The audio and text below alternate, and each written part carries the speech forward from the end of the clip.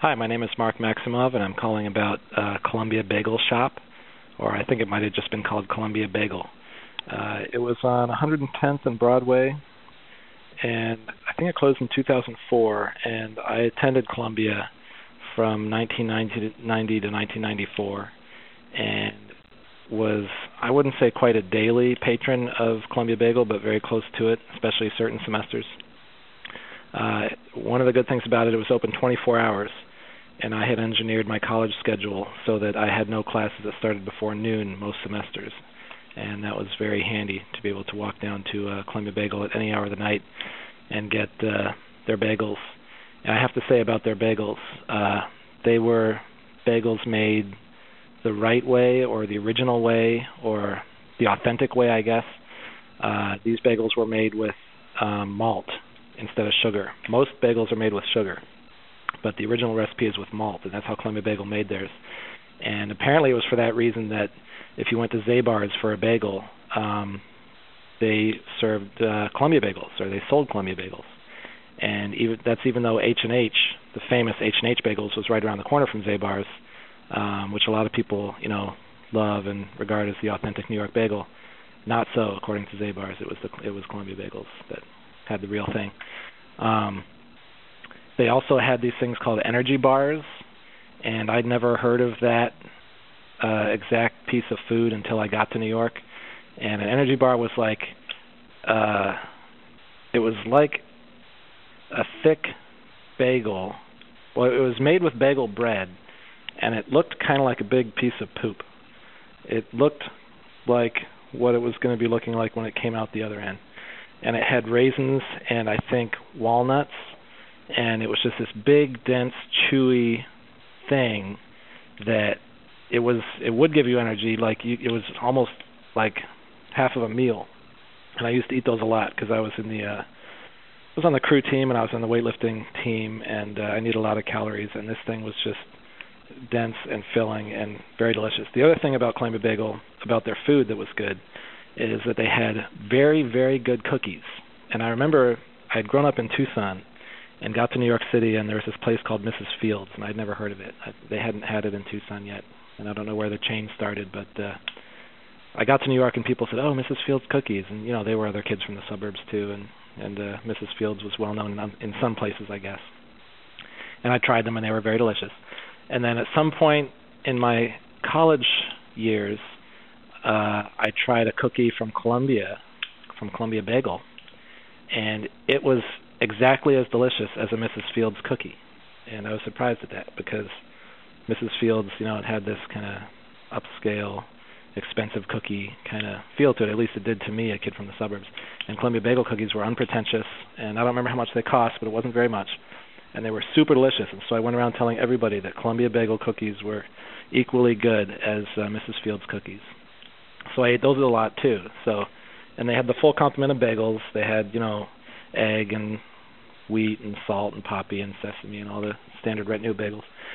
And the other good thing about it is that it was really a neighborhood place, and you'd go there late at night, and there'd always be cops there.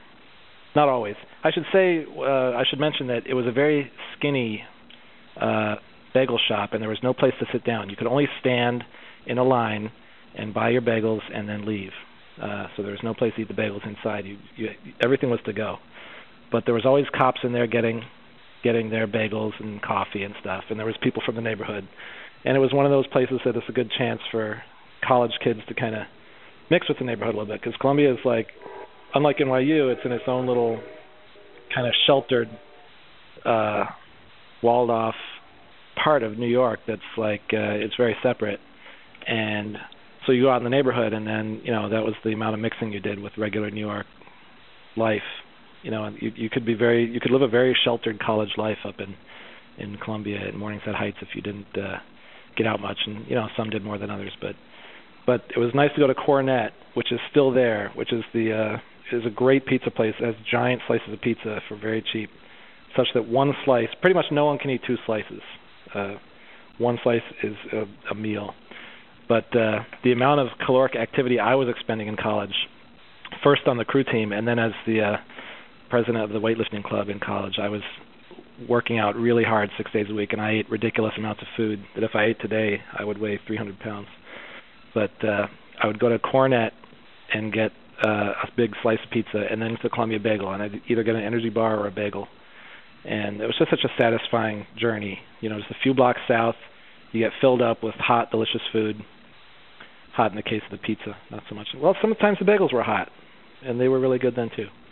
And they'd tell you, you know, that there'd be a full hopper of bagels, and you know they'd tell you that they're hot. You'd get those. You'd get them with cream cheese, maybe jelly. Anyway, I'm going on at length about the food. The guys who serve the bagels, you saw their faces every day, and there was one guy in particular that worked there all the time. I don't know how many hours a day he worked. You know, I'm sure he mostly worked late, which is when it overlapped with me, but I think he was there a lot. And this guy might have worked 12-hour shifts every single day. And I was looking at reminiscences of Columbia Bagel online. Other people have regretted its passing.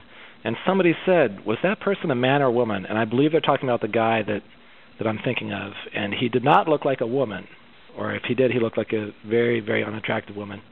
But he did have like slightly longish hair, and I believe it was on a ponytail tied in the back behind, and I think he wore a baseball hat. And so you'd see that guy every day. Not that he was particularly friendly. I didn't really see anybody talk to him.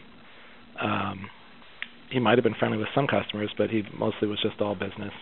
But it was just, you know, there was something kind of neighborhoody about just seeing the same people every day. And I'm sure he recognized me because I was there every single day. And yeah, probably when I was young and stupid, I was outgoing enough. But I think today I might have a conversation of some type with that man, but I never found out who he was. And Columbia Bagel is gone, and I guess I never will. And one last thing, I know I've gone on at great length. One last thing I'd like to mention is that Columbia does not have a great deal of school spirit.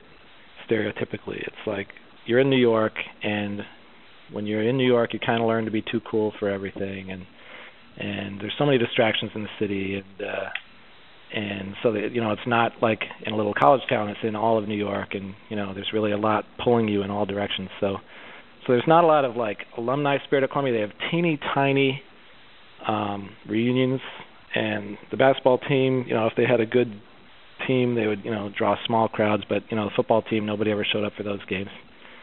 But so I didn't like buy the sticker for my parents to put on their car that they're supposed to brag about where your kid's going. I didn't buy any of that crap. I didn't buy Columbia shirts or, you know, any official apparel, anything like that. But I did buy a Columbia Bagel shirt, and I thought it was kind of cool because it's kind of work a day. You know, it's your neighborhood bagel shop, and the shirt it had some of the lettering from Columbia University, and they just spelled Columbia Bagel with the same font. And there's something cool about it. I guess I don't know what issues are involved in that as far as aesthetics or class or, you know, what exactly it is that's cool about a Columbia Bagel shirt, but it was cool, and I still own it, and I don't wear it very often, but it's one of the things that I've kept with me from Columbia and from the neighborhood. So thanks for having this site. It was a lot of fun talking your ear off for the last 5 minutes, and bye-bye.